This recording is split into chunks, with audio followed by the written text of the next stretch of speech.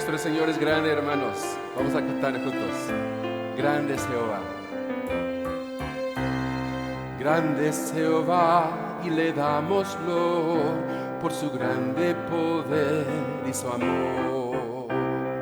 Grande es Jehová y su fidelidad, su amor para siempre será.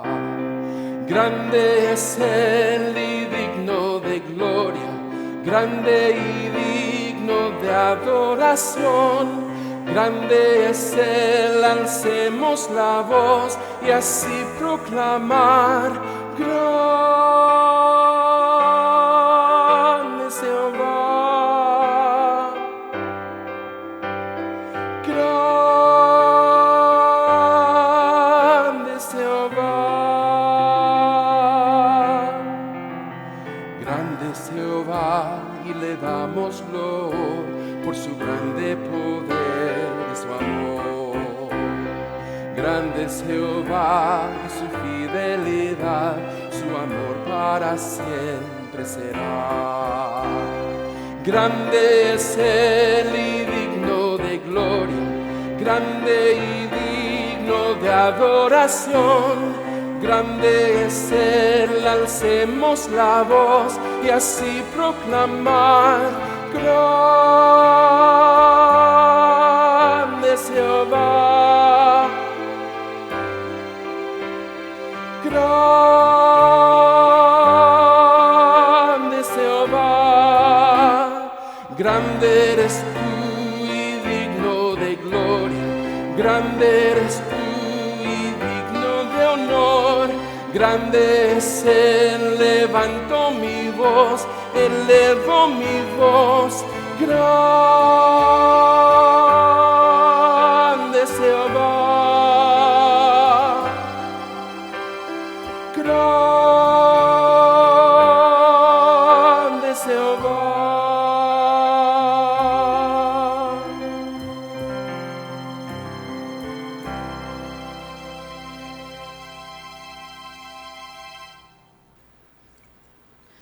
Hola, vamos a orar en este momento para darle continuidad tanto a esa bella alabanza en la cual nosotros reconocemos que nuestro Dios es grande y al mismo tiempo estando delante de Él para agradecerle por lo que Él es y por lo maravilloso y grandioso que es.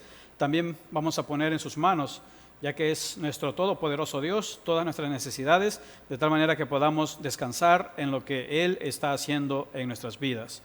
Te invito a que oremos en este momento. Amado y santo Dios, venimos delante de ti con gratitud, con alabanzas.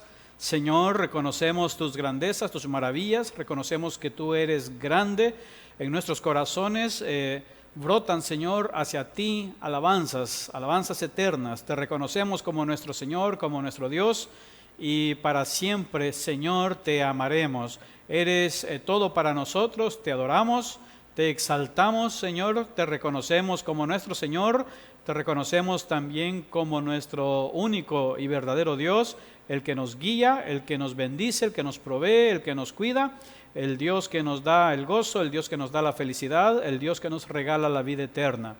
Estando delante de ti, Padre Santo, aprovechamos también para poner nuestras necesidades en tus manos, necesidades que ya conoces de antemano, por cierto, pero que, Señor, según tu palabra, tú nos invitas a que las traigamos también ante ti, a que hagamos oraciones, Señor, y ruegos ante ti. Por esa razón, Señor, venimos ante ti. Quiero pedirte para que tú bendigas a cada uno de aquellos hombres y mujeres que están viendo este devocional, que están participando de este medio de edificación, para que tú, Señor Santo, puedas aliviar las necesidades que tengan cada uno de ellos. Conforme a sus necesidades y a los propósitos que tú tienes para con ellos, te pedimos que tú les bendigas y que traigas bendición, prosperidad, salud integral para sus vidas.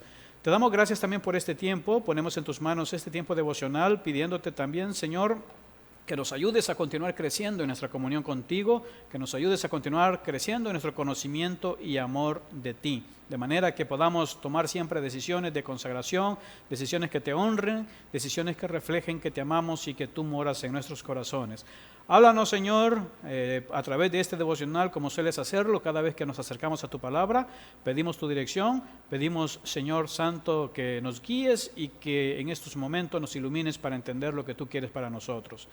Bendito eres por siempre, te damos gracias y oramos en el nombre precioso de Cristo Jesús, nuestro Señor y Salvador amado. Amén y amén. Recuerda poder usar la guía que te facilitará a ti un aprendizaje mejor, porque esta tiene el bosquejo de lo que desarrollamos acá. Tú la puedes recibir con antelación, de manera que puedas tenerla como guía, o puedes usarla también después del devocional para continuar respondiendo y sobre todo continuar sacando tus propios apuntes. El propósito de esta guía es que tú tomes tus propias notas también. Si bien es cierto, trae 3 apartados que son los principales aspectos que se abordan en cada devocional, hay espacio para que tú puedas poner tus propios apuntes y sobre todo tus propias aplicaciones. El tema para esta ocasión se titula Cuando nadie nos mira. ¿Qué sucede cuando nadie nos mira? ¿Cómo funciona nuestra espiritualidad? ¿Cómo reaccionamos? ¿Qué es lo que hacemos? ¿Cuál es el estado espiritual al que nos exponemos o en el que nos encontramos cuando nadie nos mira? ¿Somos fuertes espiritualmente hablando cuando estamos solos o somos débiles? Nos hemos acomodado a una espiritualidad basada en la supervisión, basada en el acto de los demás que me están observando. ¿He basado mi espiritualidad solo en la supervisión de otros o acaso he aprendido a desarrollar la autonomía en el sentido de que cuando yo estoy solo, estando en soledad, también me comporto como un hijo de Dios espiritual? ¿O acaso pierdo la batalla y cuando estoy solo entonces sucumbo a tantos males? Si este es mi problema, este devocional entonces tiene que ver con nosotros. Y por cierto, la mayoría de los cristianos solemos tener esta dificultad, que cuando otros nos ven solemos comportarnos de una manera distinta y cuando estamos solos solemos también cambiar dicha manera. Y es muy importante que aprendamos a mantener la unidad entre esos dos momentos, cuando estoy acompañado y cuando estoy solo, o cuando estoy con los hermanos y cuando estoy solo, o cuando estoy en la iglesia y cuando no estoy en la iglesia, cuando estoy con los líderes espirituales y cuando no estoy con los líderes espirituales. Todo eso debo aprenderlo a cultivar en mí como parte de la madurez espiritual que Dios espera de mí. Para meditar en este devocional vamos a basarnos en Filipenses 2, del 12 al 13, y lo pongo para que lo leamos. Por tanto, amados míos, como siempre habéis obedecido, no como en mi presencia solamente, sino mucho más ahora en mi ausencia, ocupaos en vuestra salvación con temor y temblor.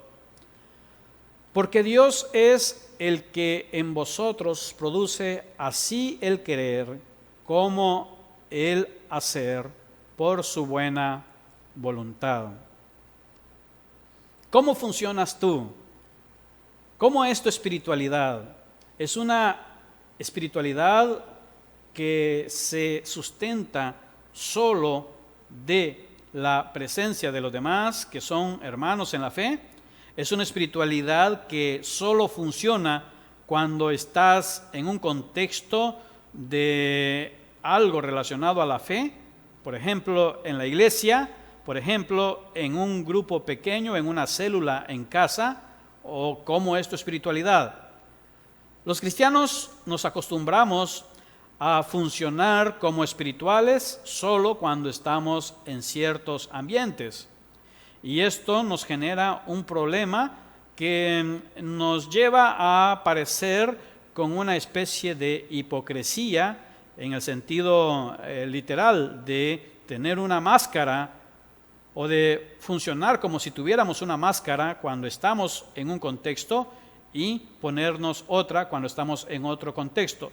No es que lo hagamos a propósito, muchas veces ni nos damos cuenta, de hecho en general ni nos damos cuenta. No somos conscientes y no tomamos conciencia de ese mal que podría estar sucediéndonos a nosotros. Nosotros como cristianos debemos aprender a ser cristianos, estemos donde estemos, estemos presente delante de quien sea, estemos en la iglesia o no en la iglesia, estemos frente a un líder espiritual o en ausencia de dicho líder espiritual, ya sea que estemos frente a un grupo de hermanos o que estemos en un grupo donde no hay hermanos. Lo cierto es que los cristianos tenemos que aprender a erradicar de nosotros esa dicotomía enfermiza, esa realidad duplicada de ser de una forma en un momento y ser de otra forma en otro momento, sujeto a la condición de delante de quien me encuentro en ese momento. De eso trata este devocional, y el apóstol Pablo sabía que ese podría ser un problema de los cristianos a quienes en un principio dirigió esta carta. Por esa razón es que él aborda estos aspectos. Para ello te voy a hablar de 3 aspectos que estos versículos nos presentan. El primero de ellos dice así: la autodisciplina espiritual de estar firme. Tenemos que conocer la autodisciplina a la que vamos a llamar de estar firme. Es decir, estar firme es una disciplina espiritual. Los cristianos debemos vivir en alerta siempre. Los cristianos debemos siempre perseverar en lo que es bueno, en lo que es agradable para con nuestro Dios. Los cristianos, como también el mismo apóstol Pablo en otro momento, instruyendo a otros cristianos de otra iglesia, debemos aprender a que si estamos firmes, no caer. Mantenernos firmes es una disciplina vital para la vida cotidiana. Estar firmes tiene que ver con algo que va más allá de solo las tentaciones escandalosas, las tentaciones obvias o los pecados esos que son públicamente escandalosos. Estar firmes tiene que ver precisamente con mantenernos en un estado de integridad, en un estado de santidad o en un estado de comunión plena con nuestro Señor Jesucristo. Los cristianos debemos vivir con esta disciplina. Ahora, ¿por qué autodisciplina? Porque lo cierto, ustedes podrán comprobarlo con su propia experiencia, así como yo lo puedo comprobar en la mía. Cuando nosotros como hijos de Dios estamos relacionados o estamos en un momento junto a otros hijos de Dios, nos resulta más fácil poder conducirnos y comportarnos, decidirnos y mostrar actitudes cristianas. Es decir, que la compañía de otros resulta en una influencia positiva para nosotros. Cuando otros hermanos en la fe están cerca de nosotros, estamos conviviendo con ellos, ya sea que interactuemos, ya sea que compartamos un ministerio junto con ellos, o ya sea que estemos simplemente en una convivencia, la influencia que ellos ejercen nos ayuda a mantenernos como cristianos. De hecho, ese es un principio espiritual por el cual también la Biblia nos exhorta a que nos congreguemos e incluso a que cultivemos relaciones con otros cristianos, porque la Biblia dice que otros cristianos nos estimulan a las buenas obras, nos estimulan a vivir como a Dios le agrada. Ahora, el problema de eso es que en esencia debemos vivir y practicar eso. Sin embargo, constituye también un problema cuando nosotros nos acomodamos a conducirnos o a comportarnos o a vivir como cristianos solo cuando está presente esa condición externa que se llama la presencia, la influencia de los demás hermanos. Tiene que ver con esa actitud de algunos que solo tienden a comportarse como cristianos cuando están en un contexto cristiano. La Biblia nos dice a nosotros que nosotros debemos aprender a funcionar independientemente del contexto externo en el que nosotros estemos. En el versículo número 12, que pongo una vez más frente a ti, puedes tú observar, y he enfatizado la parte que quiero que le prestes atención en esta ocasión. Dice, por tanto, amados míos, como siempre habéis obedecido. Y ahora añade esto que es este aspecto al que se refiere este factor en este primer punto.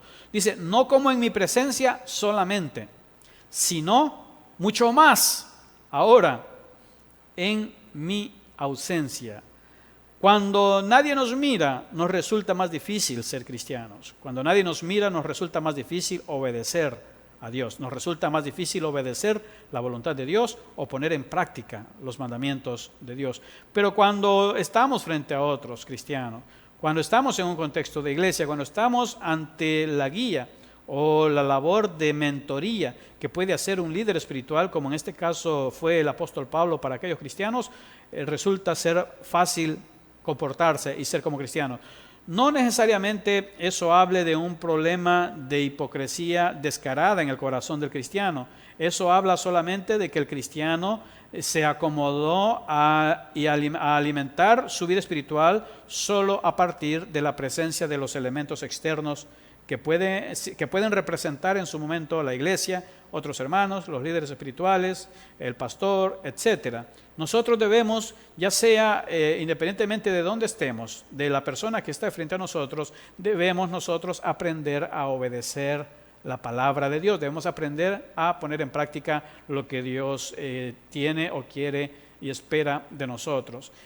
Más o menos para seguir con esta dinámica, te muestro a continuación lo que quiero usar para ilustrarte este aspecto.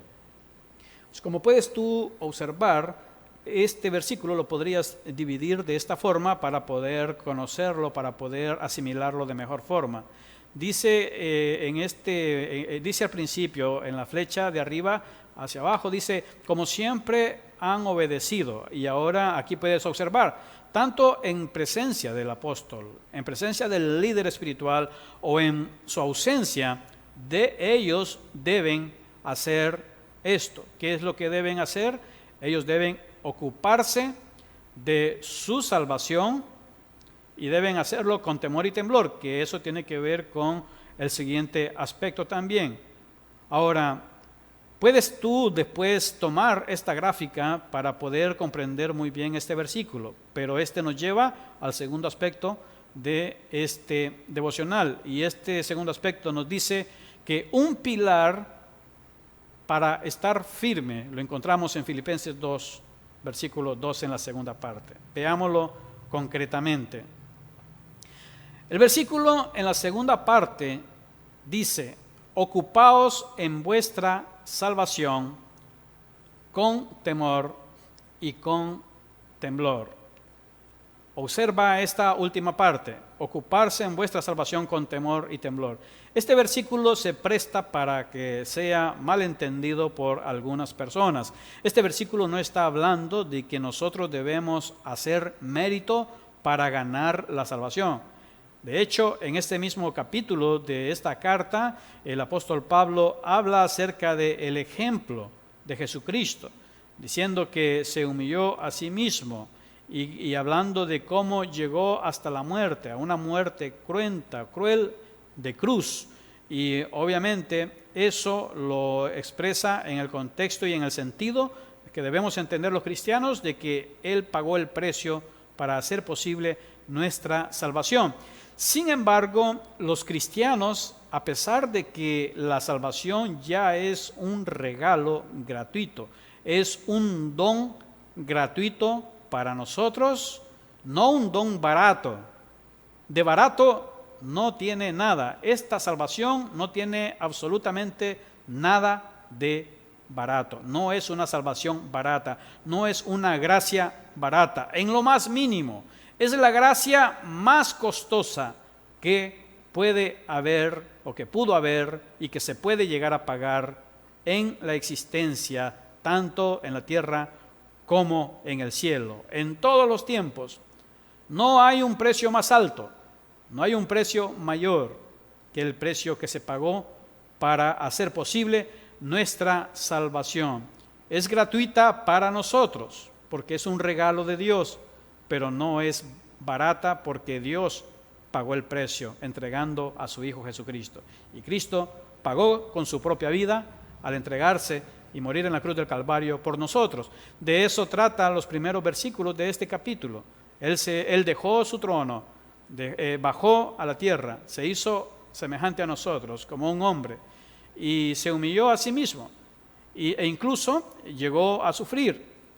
Y nosotros conocemos la historia de ese proceso que le llevó a culminar en el sufrimiento en la cruz del Calvario. Eso lo abordan los primeros versículos del capítulo 2 en Filipenses. Ahora, por lo tanto, este factor, cuando la palabra nos está diciendo que nos ocupemos en nuestra salvación con temor y temblor, no está enseñando que nosotros debemos esforzarnos para adquirir la salvación.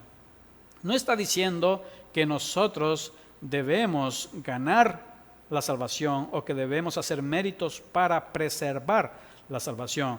Este versículo quiere decir y quiere enfatizar de una manera clara que nosotros como cristianos debemos producir los frutos de ser salvos. Significa que si soy hijo de Dios, que si soy una persona que goza de la vida eterna, que soy una persona que estoy seguro que por la fe en Cristo, por lo que Él hizo en la cruz del Calvario, gozo de la salvación eterna, en consecuencia, dicha fe salvadora y la fe y la salvación misma que mora en mí, eso hace que en mi corazón se produzcan frutos relacionados a esa salvación que está en mi corazón y que está basada en la muerte y resurrección de nuestro Señor Jesucristo.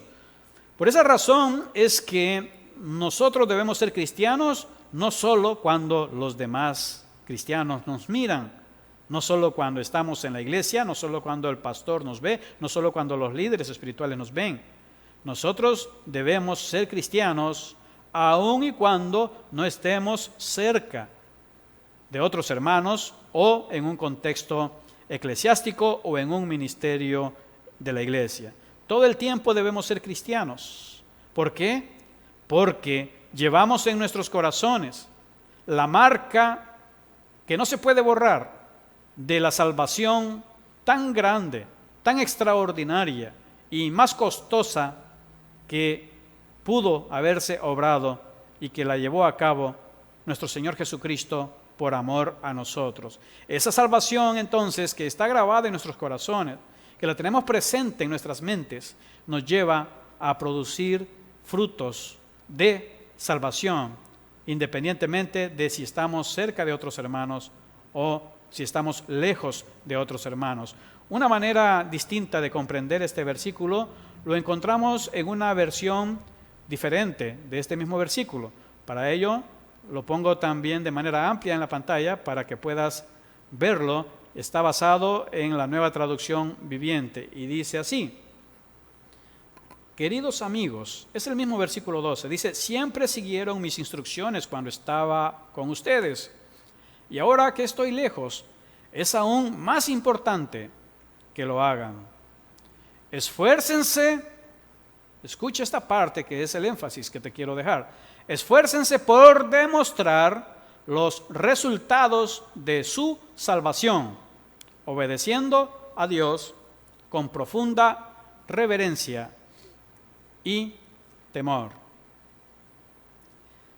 El pilar de la disciplina de estar firme se coloca o se fundamenta o se sustenta, como tú quieras usar el sinónimo que mejor te comunique a ti este aspecto, en esta verdad, justamente en que nosotros debemos ocuparnos basados en el temor que tenemos de Dios, en lo que Él ya hizo en la cruz del Calvario, en lo que Él ya dijo y reveló por nosotros en las Escrituras y no en la presencia de otros cristianos.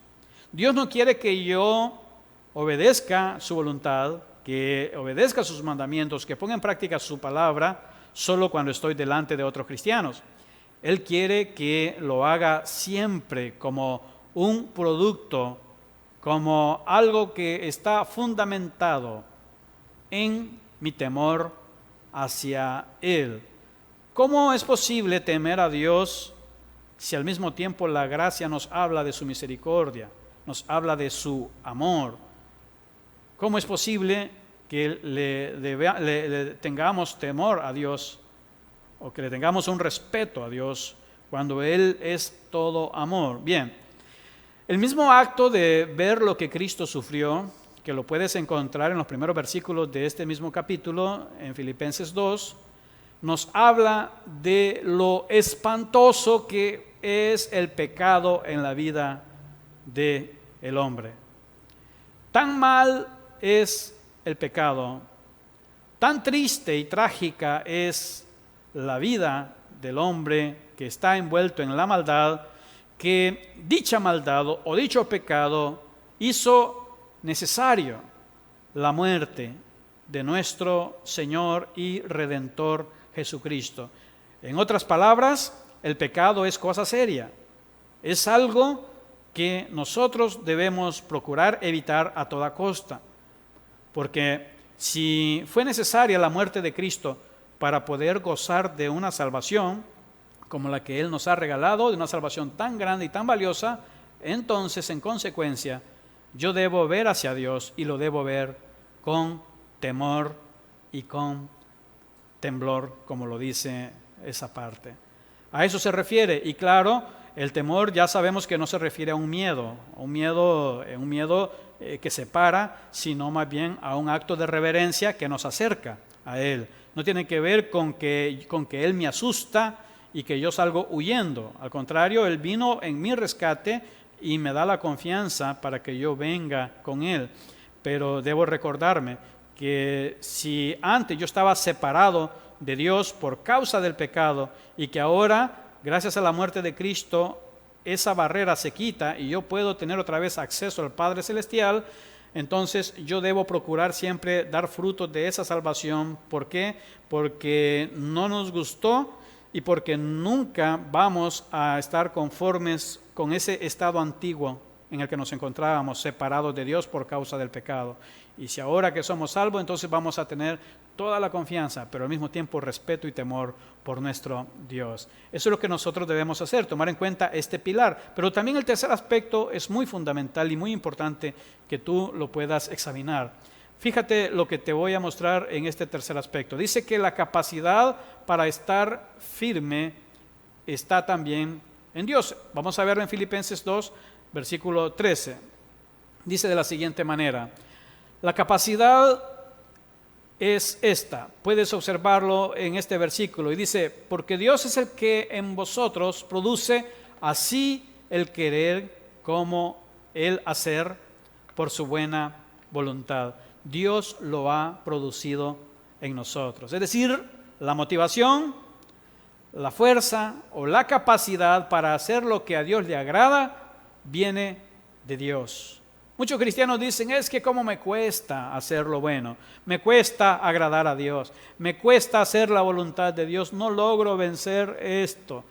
La verdad es que Dios mismo te da la capacidad, no solo te da la motivación y el deseo. Por eso dice el querer, también Él procura que tú hagas lo bueno.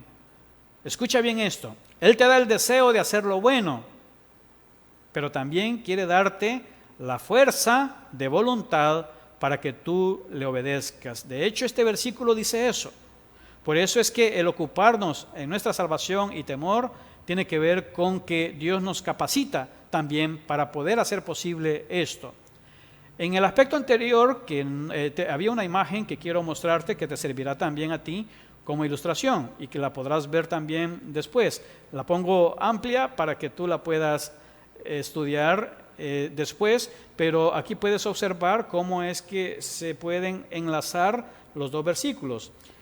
La idea de la evolución de esta idea la puedes ver en ese primer aspecto. Nosotros debemos ocuparnos, dice: ocúpense en su salvación con temor y temblor. ¿Por qué debemos hacerlo? Bueno, porque es Dios quien obra, no nosotros. Es Dios el que produce en nosotros tanto el querer como el hacer. ¿Y por qué lo hace Dios? Aquí dice también en esta estructura: por su buena voluntad. Ahora, Vamos a ver al mismo tiempo este mismo versículo 13 en una versión distinta para que también puedas tú verlo y de esa manera poder tener una comprensión cabal de este aspecto y de estos dos versículos para evitar confusiones doctrinales en algún momento dado de tu vida. Lo pongo en grande para que puedas tú leerlo junto a mí. Esta versión nos dice que el versículo 13 se puede también decir de esta manera: pues Dios trabaja en ustedes y les da el deseo y el poder para que hagan lo que a Él le agrada. Dios trabaja en ti, Dios trabaja en mí. La Biblia no solo nos dice a nosotros que seamos buenos hijos de Dios, que seamos obedientes a la palabra de Dios cuando estemos solos. La Biblia no solo nos dice, sé buen cristiano cuando nadie te ve, también nos dice y nos revela que es Dios el que trabaja constantemente en nosotros para darnos la motivación y para darnos el poder o la capacidad para hacer lo que a Él le agrada. Ahora, claro que será muy difícil que tú recibas esa motivación de Dios si has perdido tu comunicación con Dios. Si no te comunicas con Dios, si no lees la palabra de Dios, si no oras, si pierdes la comunión con Dios, entonces te será muy difícil recibir la motivación de querer hacer lo que a Dios le agrada. Esa es la razón por la que muchos cristianos se enfrían. No se explican el por qué no tienen deseos de abrir la Biblia, de leerla. No tienen deseos de orar. No tienen deseos de ir a la iglesia. No tienen deseos de abrir el devocional. No tienen deseos de hacer lo bueno. Al contrario, se sienten más propensos a hacer lo malo, más susceptibles a sucumbir ante las tentaciones que movidos a hacer lo correcto y lo bueno que agrada a Dios. ¿Por qué esos dos estados? Precisamente porque si perdemos la comunión con Dios, si no lo buscamos, si no nos alimentamos de su pensamiento, de su palabra, si no hablamos con Él a través de la oración, si no nos relacionamos con otros cristianos, si no buscamos nuestro propio crecimiento, entonces Dios no podrá darnos ese poder, ese querer, ese deseo y esa fuerza, esa voluntad para poder llevar a cabo su voluntad y su palabra cada vez que sea necesario. Recuerda que estos versículos comenzaron con este término que lo repito para ti. Decía ocupaos. Ocupaos tiene que ver con tu responsabilidad y la mía en la disciplina de estar firme. Ocúpate tú. Cada uno debe ocuparse. Tenemos una responsabilidad y esa responsabilidad se traduce en trabajo, esfuerzo, dedicación, en la disciplina de estar firme, para que entonces, manteniéndome en la autodisciplina de estar firme, tomando en cuenta el pilar de estar firme, que es el temor a Dios, entonces Dios me dará el deseo y la capacidad de hacer lo que a Él le agrada. Te dejo con el resumen de este devocional para que continúes meditando en él. Recuerda siempre la autodisciplina espiritual de estar firme.